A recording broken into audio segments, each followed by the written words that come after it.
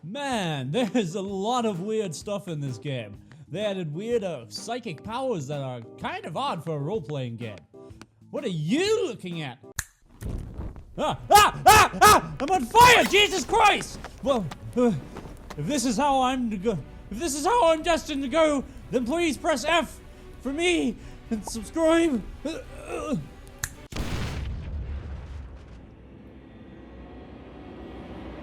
you subscribed? Haha! Got him! Welcome to part 2 of things I wish I knew before playing Rimworld. Now, it can be said that some of you in the comments had more accurate, if not simply better, tips for the viewers than I had myself. And then I realized, what kind of YouTuber am I? Noobert. If the comments section provides more accurate tips than I do. So I made a whole pot of coffee, petted the fox, and started my research. Here are 10 more tips and things you wish you knew before you started playing Rimworld. Number 1. Let's open up this video with some doors. Ha! There are 2 types of doors, normal doors and auto doors. Usually some don't construct auto doors up until mid-game, and that is bad. Auto doors significantly cut traffic by opening faster and before the pawn even stands in front of them. It's recommended to research them early on. Do note that auto doors require power. An auto door will constantly drain 50 watts of power. However, don't let that deter you. An unpowered auto door will act like a normal door until the power returns. So, if you have to disconnect them in the moment of an emergency, it won't impact that much. Your turrets will still work. Maybe. Possibly. Also, make your doors out of wood. Wood doors have the fastest opening speed of all doors. And if you can't get your hands on wood for some reason, still would do it as fine replacement. Not as fast, but it's a second place among jade, silver, gold, and plasteel. For a demonstration, here's how fast a wooden auto door opens and how fast a stone-made auto door opens. And when I say stone-made, I mean granite, limestone, marble, sandstone, and slate. Same goes for normal doors too. Wood doors are faster than any other door. You can also hold doors open, so if you are planning a busy operation like moving a bunch of items to your workroom, you can hold the door open to speed up the process. And last thing about the use of the fastest door. Most of you think, won't wood doors be easy to destroy in case of raids? Smart cookies you are. It would be a good idea to use plasteel doors. They have by far the most hit points than any door in game. And if plasteel is unavailable, uranium comes at a second place. Still can use a granite door if possible. It's got the highest hit points for all stone-made doors, followed by limestone, sandstone, slate, marble being the weakest stone. So make entrances to the base from strong, slow doors, and inside have fast, fragile doors for maximum efficiency and defense. Number 2. We all know that early on there isn't much to do recreational-wise. Usually, people just plop down a stick on the ground and throw horseshoes at it early on in the game. Now, here is something that will blow up your mind. You can give them chairs! Chairs! Joe, you can have a chair! That's right! You can place chairs on the spot where the colonist stands and have them sit down comfortably while enjoying their game. Mind-blowing, isn't it?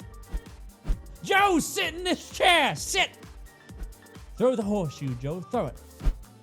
No, you hit the audience! They are really lazy, though, wanting to sit for everything. Next thing we will know, they will start attaching wheels to chairs. Oh, come on. Really? Number 3, stone beds. Yep, that's right, stone beds. Stone beds are great. They are very sturdy, fireproof. They look absolutely dazzling. And you can choose what kind of stone to use for a more fitting look for your base. That comfort rating is the same to wood/steel beds as well, but they have one downside. They get a lower rest multiplier. That means that the colonist sleeping on the bed will have to sleep more to be well rested. But this can be used in your favor. How, you may ask? They are great beds for prisoners. Unless you have prison labor, most prisoners do nothing during the day except wander about, become uncomfortable, and plot breakouts before they get turned into human leather hats. So if you use a stone bed, they will sleep more and cause less trouble for you overall. I mean, you can't plot an escape if you sleep. Number 4. How about some trading advice? Imagine this situation. Randy was grateful enough to send down trade pods. They are filled with useless clothing that will only benefit you in half a year, and a trade caravan just arrived. Most will send their pawns to go and collect the clothing to sell to the traders. Wrong! Waste of time. No. Contrary to popular belief, you do not need to have the items in your stockpiles to trade them. They must be in your home area. That's accessible in the Zone tab. Simply go over to Architect, select Zone, and select Expand Home Area, and just expand to that direction. Now, instead of going over there and hauling stuff for half a map, you can just sell them from there. Cha-ching! Another small note on the subject of home area. Your colonists will not put out fires outside of your home area, so be wary and expand accordingly. And remember to shrink it back to normal when you're done. Number 5. So, did you ever have a boomelope or boom wrap explode somewhere and start a fire, and you realize that it's going to spread like hell? Here is something to help you from having to fight off a forest fire. Oh my gosh. Comment your experiences with boom rats and forest fires down below. I want to hear what kind of havoc boom rats have reaped and sowed upon all you viewers' colonies. I want to know. You guys gotta have some good stories on this one. Moving on. Roofs. Yep, roofs are the key to stopping forest fires. Why? If you roof over a place using a column, for example, here, vegetation will die under the unroofed area. That means the fire will have nowhere to spread to. A gap of 3 to 5 tiles should be enough to stop fires from spreading onto your territory. Just remember to make sure that the wall or column you build to support the roof is made out of stone, so it is cheap and completely fireproof. Unlike steel that can catch flame.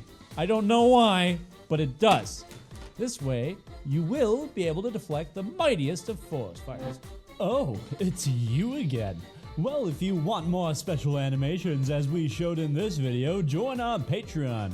Don't worry, those are not a limited thing or a one-time deal. Just the first time we tried this style, and it's really taxing on the fox in the basement. Number 6. Do you have absolutely no one good with medicine? Do you want to train a doctor for the future? Use prisoners. Literally replace their arms and legs and anything you can with wood prosthetics. This is a great way to level up your doctor. You may or may not have a few failures along the way, but it's a great way to increase levels for your soon-to-be master surgeon. Just make sure to clean up the mess afterwards. We don't want the patient's victims, yes, to panic when they see all the blood and guts on the floor. After enough sacrifices, you will be able to harvest organs with more chances of success, and install bionic gear on your pawns with less worry of somehow decapitating your patient. And the best effect is that your treatment quality will go up by a lot, reducing chances of infection and treatments needed for stuff like gutworms. Number 7. Do you have a lot of corpses? Are they piling up faster than you can make hats? Are you tired of all the observed corpse debuffs? Well, do I, King Noobert, have the solution for you. Next time you want to preserve a dead body, you can put it in the fridge. But what about the mood debuffs? Don't worry about that, because the new shelves are here to save the day. Dead bodies on shelves won't be seen by colonists, so you can pile them as high as you want without ever having to worry again. Number 8. Now, with the new royalty DLC, the next tip is even more so relevant today. Imagine you have this geyser pretty far away from your base and you want to place a geothermal generator on it. Will you really haul everything from the middle of the map to the generator? No! Bad! Waste of time!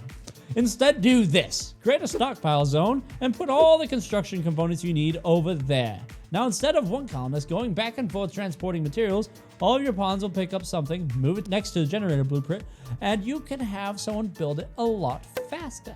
Same for the new construction projects the Empire asks of you. This way, you can effectively build anything that's farther away than you'd like and waste less time. Number 9. This is a good tip for the early game tribal raids. You have 4 enemy tribals coming at you and still have not constructed kill box. However, they are only armed with knives and clubs. Open up your main door and place your 3 colonists behind the door, blocking it from the inside. Put the one with the strongest gun in the middle, and the other 2 flank him. This way, if the raiders get into the makeshift choke point, All 3 of your pawns can whack him in melee, while he can only attack one of your pawns. This makes early raids, such as this, extremely easy. Same tactic can be used against manhunter animals. Number 10. Use carpets as traps. Don't look at me like that. Carpets are great for fire starting traps. Create a room with stone walls and make sure enemies can enter. Just don't place a door at all. Place carpets all over said room and make sure to have an open wall for your colonists to shoot from. And when the enemies reach the room with carpets, then throw a lit Molotov and watch as the room catches fire quickly. It will spread onto the raiders and you will be able to shoot them while they burn. Guess the cake was a lie after all, huh? Oh, and to clean up the entire mess, you can use a few disconnected fire foam poppers. This way, when you want to put out fire before it burns everything and salvage a bit of what remains, you will be able to do so without having your colonists risk themselves. And on another note, remember to remove the inside of the room from your home area. If it is in your home area, your colonists will attempt to put the fire out, and that's exactly why fire foam poppers exist instead. Number 11. Use living grenades. Probably should be more clear on that one. Use bloomalopes and boomerangs. Tame them every time you can. It's a risky move, yes, but it's very high reward and satisfying. If you have a swarm of boomerangs or boomalopes, sick them at the enemy or at hives and infestations when they spawn. And if you don't want to throw them away as a bioweapon, milk them for their chem fuel. Chem fuel is a good fuel source, and from a boomalope it's practically free. So don't be shy and squeeze those, glands? Ugh. Number 12. Make use of your ability to change work priority. It is always recommended to have one in all vital tasks, such as firefight, doctor, patient, etc. And if you need your colonists to desperately research or create clothes for the upcoming winter, or even make guns, you are able to change their work priority to make them focus on doing what you want them to do without having to keep an eye on them and make them do it yourself. Now you have to manage less and profit more. Thank you for watching this video. If you enjoyed this part 2 of 10 things I wish I knew before I started playing Rimworld, if you enjoyed, please subscribe, like, and comment down below if you found anything useful here, and pet the fox if you are already there. Thank you for tuning into this video, and may we see you soon next time. Here's another video, and another! Click on it! Sell us your soul.